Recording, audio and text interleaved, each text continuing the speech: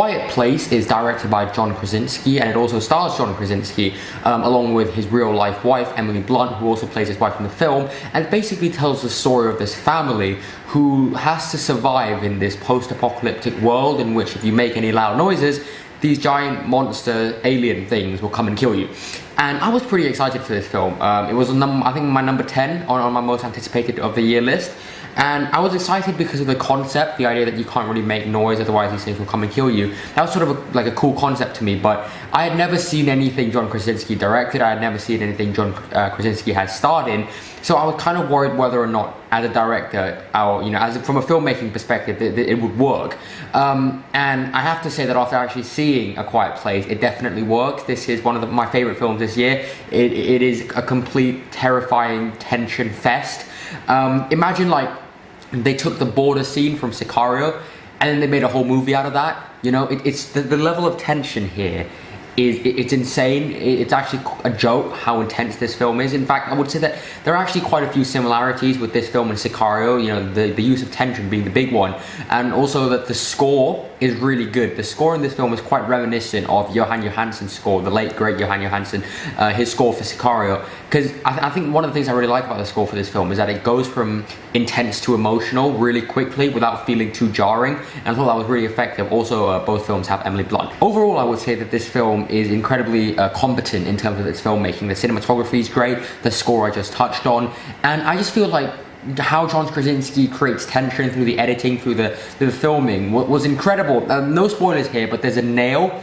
There's a nail. Just when you watch the film, and if you've seen the film, you know what I mean. There's a nail in the film, and every time they cut back to that nail, everyone in the theater was on the verge of shitting themselves. I'm not joking. That's the level of tension we're talking about here. And of course, the idea that you can't really make any noises, and the idea that sound plays a huge role in this film, I found to be really intriguing, because of course we've seen tons of videos on YouTube and people always talk about the importance of visual storytelling, but I feel like not enough people are talking about the importance of telling a story through sounds, through sound design, through the score. And of course, one of my favorite video essayists, the Nerd Writer, did a whole video on this, the importance of sound design, and never before has, I feel like, sound design been so important to a film. Let's talk about some of the acting, because I haven't really touched on that yet. John Krasinski is incredible. Towards the beginning of the film, the character is a lot more subdued, and as the film progresses, you start to learn more, see more, and by the end of it, there's this one scene that is just an emotional roller coaster,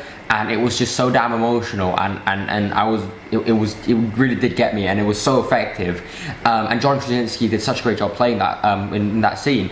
And throughout the film as well. And Emily Blunt is just so great. This is probably one of my favorites, if not my favorite performance from Emily Blunt.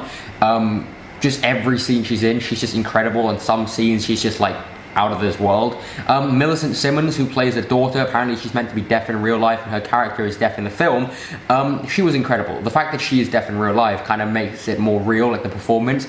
But I would say that her character has the biggest arc, go through the most amount of change in the film, and I really liked a lot of things about this film. I do have one or two problems though. The first one being that there are way too many unnecessary jump scares.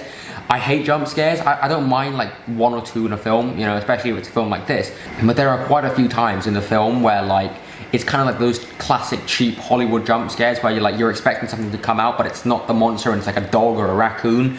I didn't appreciate that. Also, for the most part, the characters in this film are very smart and they make very wise decisions. But there are certain situations where you're watching it and you can understand why they're doing dumb things, because in these situations logic kind of flies out the window and emotion takes over, and so when that happens you do tend to do dumb things. But then there are other moments where you're just watching and you're like, this is completely stupid, why are you doing this?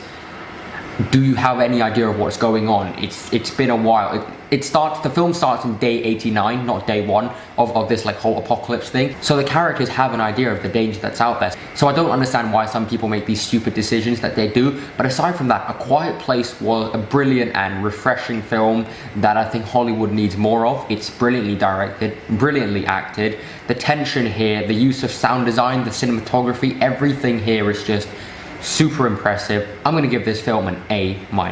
Guys, thank you very, very much for watching. Please stay tuned for my video essay coming out very soon. Thank you very much, guys, for watching. Thank you.